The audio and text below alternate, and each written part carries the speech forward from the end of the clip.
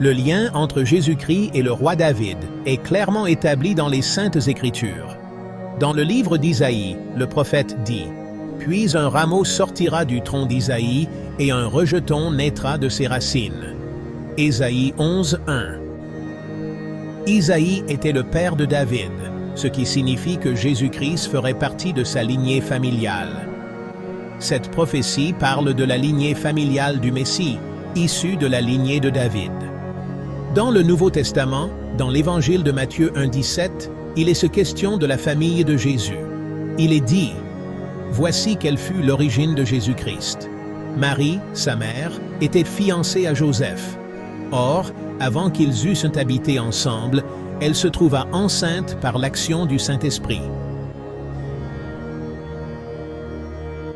Matthieu nous montre la lignée directe d'Abraham à David et de David à Jésus, soulignant que Jésus appartient à la lignée de David. Cela accomplit la prophétie de l'Ancien Testament et confirme que Jésus est l'héritier du trône de David. Luc nous donne également une description de la lignée familiale dans Luc 3, 23-38, qui, malgré quelques différences de nom, relie également Jésus à David. Luc nous dit que Jésus était le fils, pensait-on, de Joseph, fils d'Élie. Les deux généalogies nous montrent que Jésus descend de la lignée royale, à la fois du côté de sa mère Marie et de son père adoptif Joseph. Ce lien avec David n'est pas qu'un détail sans importance. Il est extrêmement important car il confirme que Jésus est le Messie. La prophétie et l'histoire se rejoignent pour nous montrer que Jésus est un descendant du roi David, prêt à accomplir les promesses de Dieu. Jésus-Christ est venu dans ce monde avec une mission très importante: être le Messie que Dieu a promis au peuple d'Israël. Dès le début de son ministère, Jésus a clairement affirmé qu'il était venu accomplir les prophéties messianiques. Dans l'Évangile de Luc 4, 18-19, Jésus lit dans le livre d'Isaïe à la synagogue de Nazareth. « L'Esprit du Seigneur est sur moi, parce qu'il m'a oint pour annoncer la bonne nouvelle aux pauvres.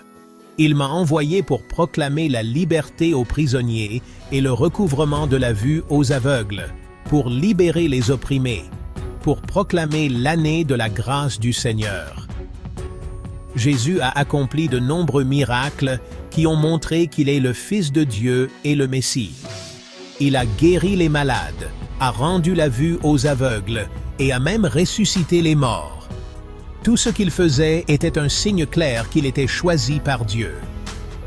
Dans le livre du prophète Ézéchiel 34-26, il est dit « Je ferai d'eux et des environs de ma colline une bénédiction. Je ferai tomber la pluie en son temps. Ce seront des pluies de bénédiction. » Jésus lui dit « C'est moi, celui qui te parle. »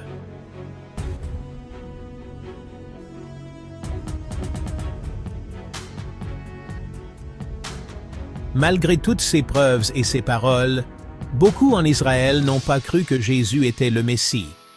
Ils attendaient un chef politique et militaire comme David et ne comprenaient pas la mission spirituelle de Jésus.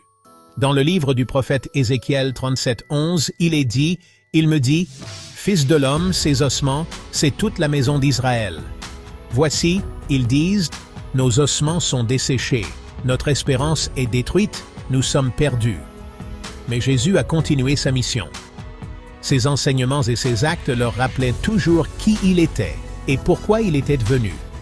Les paroles et les miracles de Jésus étaient la preuve qu'il était bien le Messie envoyé au peuple d'Israël, accomplissant les anciennes prophéties.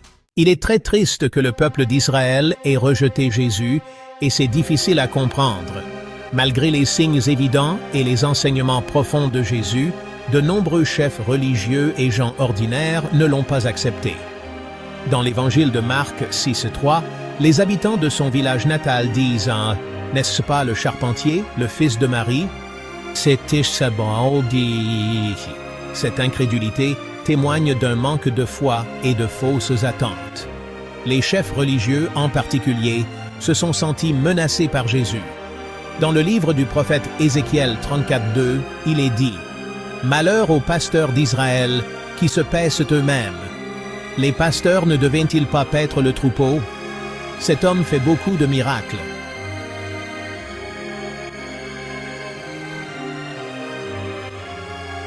Si nous le laissons faire, tous croiront en lui. Cette peur les a conduits à comploter pour arrêter et crucifier Jésus. Le rejet a atteint son paroxysme lors de la crucifixion. Un événement qui a semblé être une défaite totale, mais qui a en fait accompli le plan de Dieu. Dans l'évangile de Luc 23:34, Jésus dit sur la croix, « Père, pardonne-leur, car ils ne savent pas ce qu'ils font. » Ces paroles témoignent de son amour et de sa compréhension, malgré le rejet. Bien que beaucoup en Israël ne l'aient pas accepté, la mission de Jésus n'a pas été vaine. Son sacrifice a ouvert la voie à tous, juifs et gentils, pour recevoir le salut. La résurrection de Jésus a confirmé qu'il est le Messie et le Fils de Dieu. Son rejet par le peuple d'Israël est devenu, en substance, une porte ouverte pour le salut de tous. Note.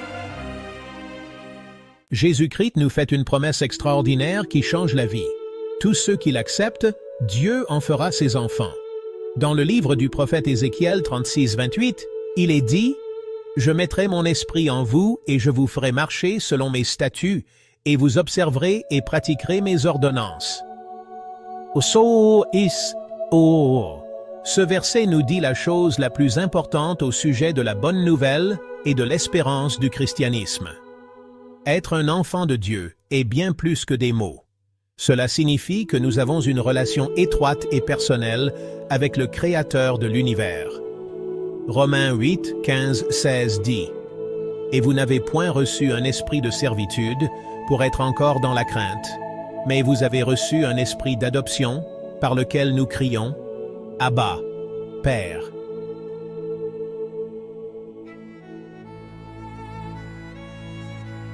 Cette relation change nos vies, nous donnant une nouvelle identité et un nouveau but. La foi en Jésus n'est pas réservée à quelques élus, elle est pour tous. Dans Galates 3:28, Paul dit « Il n'y a plus ni juif ni grec, il n'y a plus ni esclave ni libre, il n'y a plus ni homme ni femme, car tous vous êtes un en Jésus-Christ. » Cette unité en Christ brise toutes les barrières sociales, culturelles et ethniques. Accepter Jésus et devenir enfant de Dieu est une décision qui nous transforme. C'est une invitation ouverte, une promesse d'espérance et de vie nouvelle. Cette promesse n'est pas fondée sur notre perfection, mais sur notre foi dans le sacrifice parfait de Jésus. C'est un cadeau pour tous ceux qui veulent l'accepter. Si vous voulez que Jésus soit votre Dieu et Sauveur, vous pouvez le faire dès maintenant. Dans l'Écriture, en Romains 10:9, il est dit « Si tu confesses de ta bouche le Seigneur Jésus, et si tu crois dans ton cœur que Dieu l'a ressuscité des morts, tu seras sauvé. » Par une simple prière de foi, vous pouvez commencer une nouvelle vie en Christ. Répétez après moi. Seigneur Jésus, je reconnais que je suis un pécheur. Pardonne-moi mes péchés et inscris mon nom dans le livre de vie au ciel.